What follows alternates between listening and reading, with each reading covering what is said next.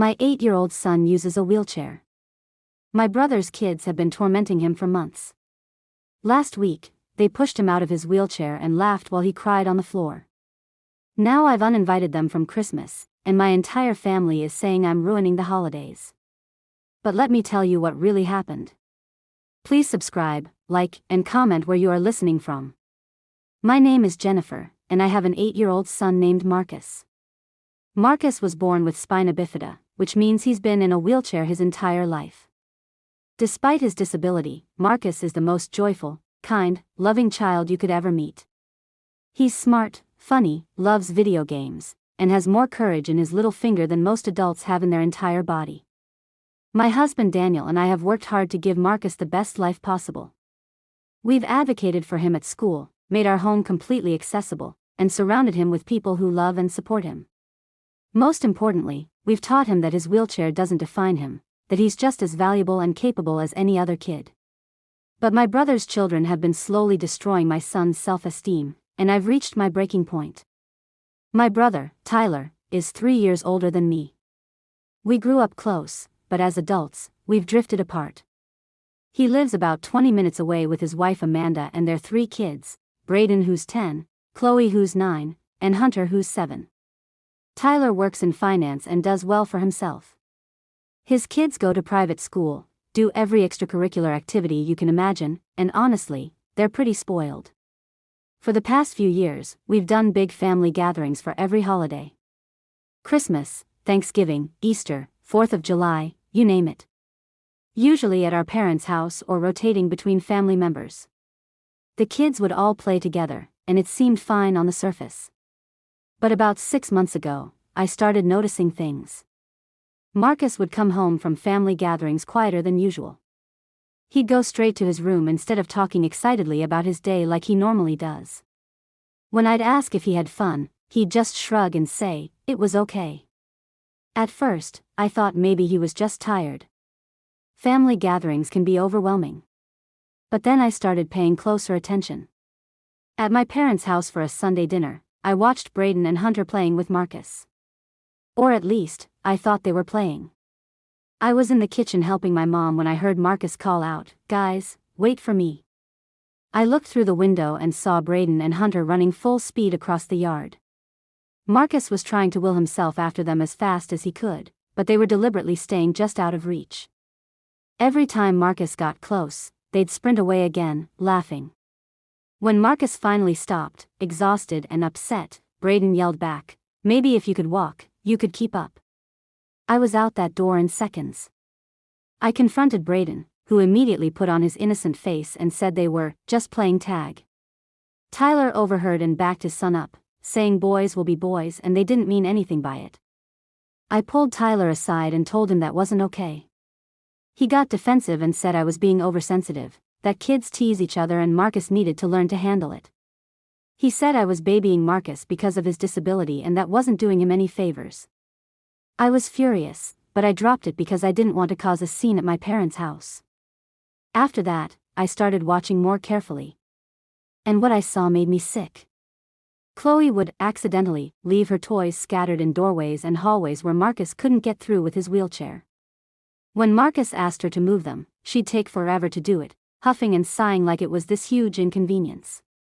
The boys would play games and specifically exclude Marcus, saying things like, "This game requires running," or "You can't play basketball, obviously." When Marcus suggested games he could play, they'd ignore him or say his ideas were boring. But the worst part was the comments. Always just quiet enough that the adults couldn't hear clearly, but loud enough for Marcus to hear every word. "Why do you even come to these things? You just sit there. It must suck being stuck in that chair forever. My dad says your parents probably did something wrong when you were born." That last one nearly broke me. I confronted Tyler again, telling him what his kids were saying. He accused me of lying, said his children would never say such things, that I was trying to turn the family against him. Amanda backed him up completely, saying her children were angels, and maybe Marcus was making things up for attention. My parents, trying to keep the peace, suggested we were all overreacting and that the kids just needed time to adjust to each other. Adjust? They'd known Marcus his entire life. I started limiting our contact with Tyler's family. We'd still go to big family events, but I stayed close to Marcus and shut down any meanness immediately. Tyler started making comments about me being a helicopter parent and not letting the kids work things out themselves. Then came last week. It was my parents' anniversary party. About 30 people were at their house, celebrating 40 years of marriage. All the kids were playing in the basement playroom while the adults were upstairs. I'd been checking on Marcus regularly. Everything seemed fine. The kids were watching a movie, playing video games, and typical stuff. Marcus seemed happy. Then I heard screaming. Not playing screaming. Terrified, painful screaming. I ran downstairs and found Marcus on the floor, several feet away from his wheelchair. He was crying hysterically, his hands were scraped and bleeding, and he'd hit his head on the corner of the coffee table. There was already a bruise forming. Braden, Chloe, and Hunter were standing there. Hunter was laughing. Actually laughing at my son crying on the floor. I rushed to Marcus and carefully helped him sit up, checking to make sure nothing was broken. Through his tears, Marcus told me what happened. The kids had been playing a racing game on the video game console. Marcus was winning. Braden got angry about losing to the wheelchair kid, and said Marcus was probably cheating because he had nothing better to do than practice video games all day. Marcus told him that wasn't nice. Chloe said Marcus was being too sensitive and couldn't take a joke. The boys started chanting, sore loser, even though Marcus was literally winning. Then Braden said, let's see how good you are at games without your special chair. And he pushed Marcus forward, tipping the wheelchair and dumping my son onto the floor. Marcus tried to pull himself back to his chair, but Hunter kicked it away, sending it rolling across the room. Both boys thought this was hilarious. Chloe just stood there recording it on her phone. Marcus was stranded on the floor, unable to get back to his wheelchair without help, crying and begging them to stop. That's when I came downstairs. I got Marcus back in his chair and immediately took him upstairs. By now, other adults had heard the commotion. Tyler and Amanda came down to see what happened. When I explained what their children had done, Tyler immediately went into defense mode. He said Marcus must have fallen accidentally and was blaming the other kids. Amanda said her children would never do something so cruel and that I was always looking for reasons to vilify them. Then Braden straight up lied. He said Marcus had rolled too fast and tipped himself over, and they were trying to help him when I came downstairs. Chloe and Hunter nodded along, suddenly the picture of innocent concern. I lost it. I called them liars. I told Tyler and Amanda they'd raised bullies who tormented disabled children for fun. I said they should be ashamed of themselves. Tyler got in my face and told me I was out of line, that I was being a psycho mom who couldn't accept that my kid was clumsy. My parents tried to calm everyone down. Amanda started crying, saying I was attacking her children. Daniel had been outside when all this happened. When he came in and I told him everything, he was ready to physically throw Tyler out. My dad had to step between them. We left immediately. Marcus cried the whole way home. Not just from pain, but from humiliation and hurt. He asked me why his cousins hated him. He asked if it was because of his wheelchair. He asked if he'd done something wrong.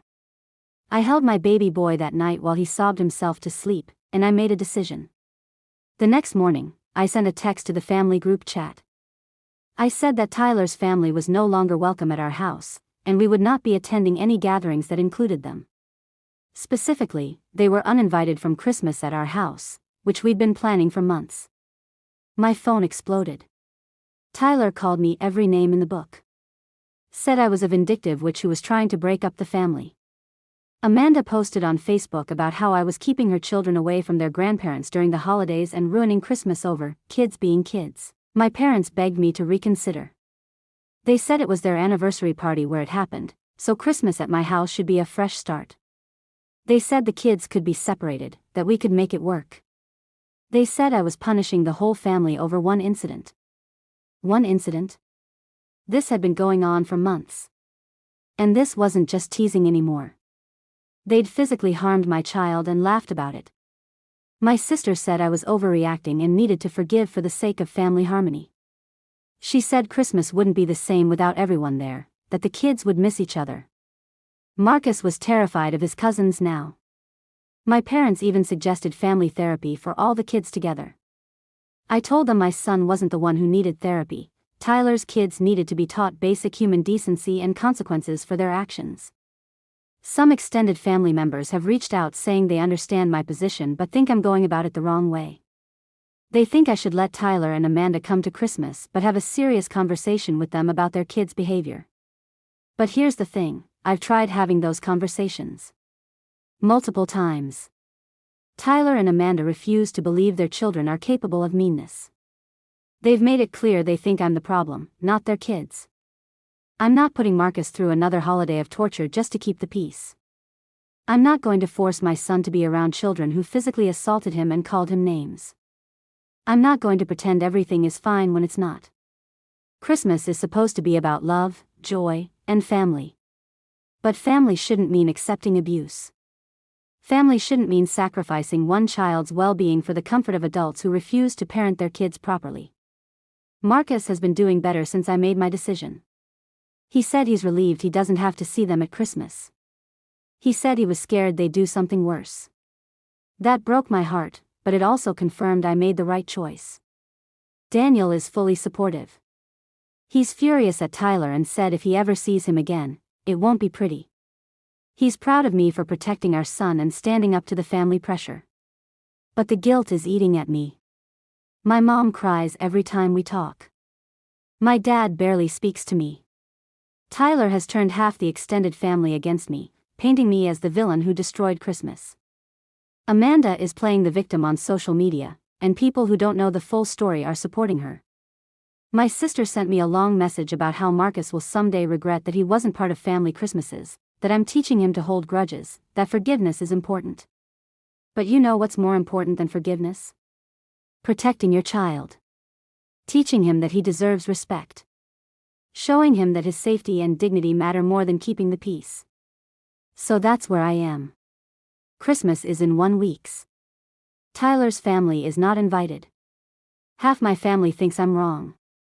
And I'm standing firm on my decision even though it's tearing the family apart. Am I the asshole for uninviting my brother's family from Christmas after his kids bullied my disabled son?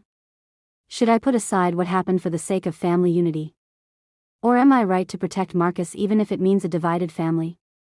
Please leave your thoughts in the comments. I need to know if I'm doing the right thing. Don't forget to like, subscribe, and turn on the bell for more emotional true stories every day.